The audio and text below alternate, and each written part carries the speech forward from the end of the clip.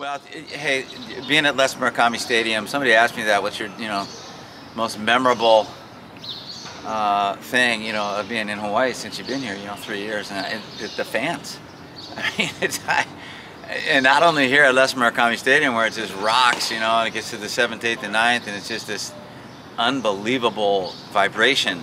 But in the community, everywhere that I go, I'm just welcomed with open arms and people talking about the aloha spirit and about all the local boys and pride. I get chicken skin thinking about it, So that is what I think about. And then these seniors, 14 of them, I think of guys like, Dallas Duarte and Aaron Ujimori,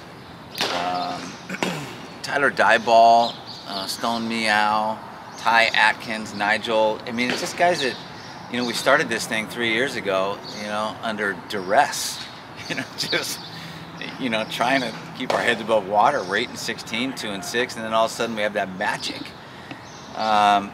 So much I got a tattoo just to signify, and honor, all the guys that are going to be out there on Saturday night. Coach, obviously hot streak, 15-17, 11 in a row. Last year, the same kind of thing. You guys ended last year on a really good run. Yeah. What do you think that is in terms of, just being able to play that kind of ball that you want to play towards the end of the season? Well, that's how you draw it up. It doesn't always work that way. I've seen it both ways, but you just, guys just really settle into their roles. I think, they've earned the right to be out there. They get more comfortable. The schedule has a lot to do with it. Is it favorable? Is it non-favorable? And guys, they kind of buy in and they understand, kind of the standards. They're able to manage the moment, way more.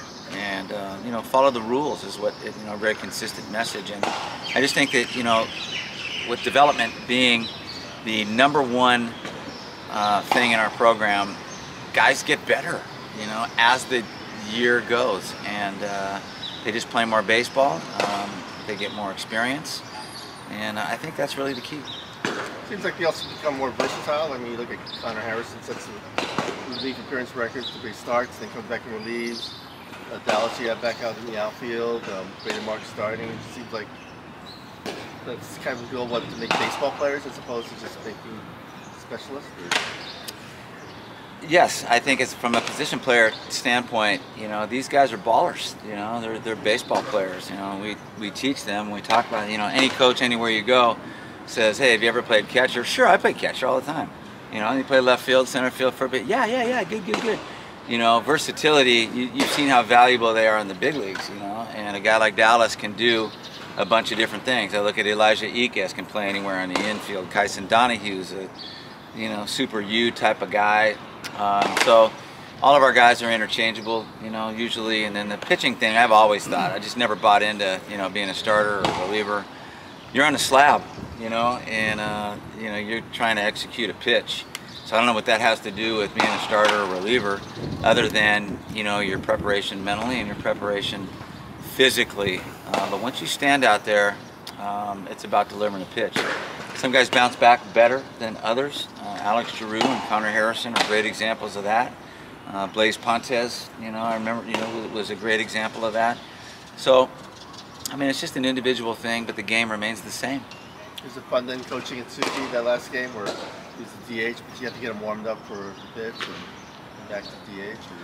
I don't know if I'd use the term fun, but Atsuki's just a fun guy to be around.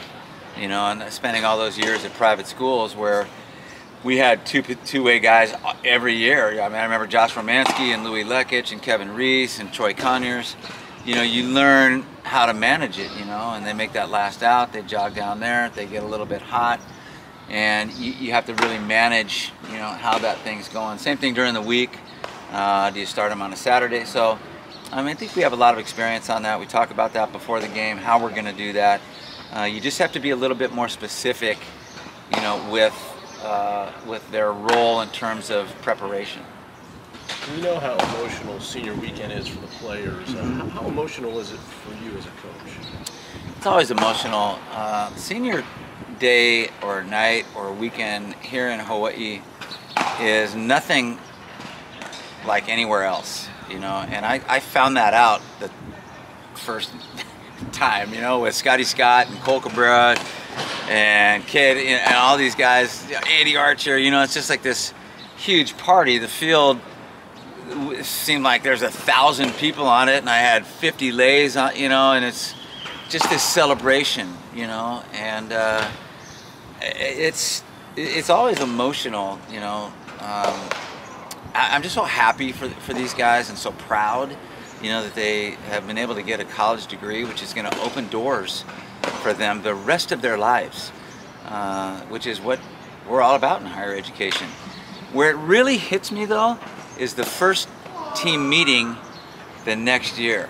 That's where it kind of is like a gut punch, like, dang, man, I miss Dallas, and I miss Kyson, and Nigel, and Ty Atkins, and, you know, Aaron, and guys like that that have been through this thing for the last 3 years. And this isn't just like your average 3 years. We've all been here for 10, 20 years. I mean, we really started on a mission, you know, and those guys bought in and are just part of the whole deal. So it's probably even more special this time for me. What's that like for you, though, taking over? Because this was your first new job in 23 years, and then you took over a team that's coming out of the isolation and sort of depression of the pandemic. What was it like taking over that team and to where it is now, fulfilling that vision? Well, it's tied for first as the most rewarding experience of my life, you know, and really we haven't won a trophy. You know, there's no banner, you know, there's no, you know, anything that's perishable. But I mean, the relationships, the community support, the impact that I think Rainbow Baseball has made in these 3 years. Like I said, there's no adjectives to really describe it. You know, when you do something tough, and I mean, there were some real rough moments, you know, in the first few years of getting this thing, you know, to where it is now. It's just a testament to these guys, and it's a testament to perseverance, a great staff. Some days, man, I mean, I had to peel myself off the poly highway cement with a spatula.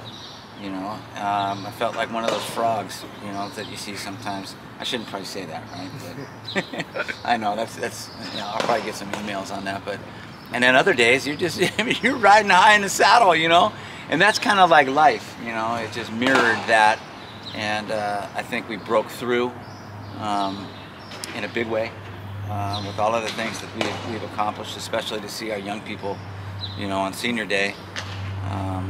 But I'm always looking ahead. I'm always looking through the windshield, and it's that next step of, you know, bringing a championship to Hawaii, to participating in the NCAA tournament and advancing very far. And that's the toughest one to crack. One of the seniors that might not have been here for the longest, but, you know, has kind of made an impact this season, Jake. Talk about Jake and kind of what you've seen from him this season. Well, I mean, that's another guy like Randy Abshire, you know, Jake Sukata. Guys that Austin Machado, you know, the guys that have just plugged in from the portal, bought in. When I think of those guys, I think of character, you know, and I know they're really good players, you know, but Jake, you know, a summer league coach told me he's going to be your favorite player on the team. The Portland guys said he's going to be your favorite guy, and they're right. I mean, it's like he's tied for first. You know, it's the character, the grit, the brains, the compassion, along with, you know, the fact that he got his man strength, and he can drive a baseball, and he can really play defense, and he's smart on the bases, and he can coach guys, and he can hold other players accountable, and it's important to him. So he's a special human being.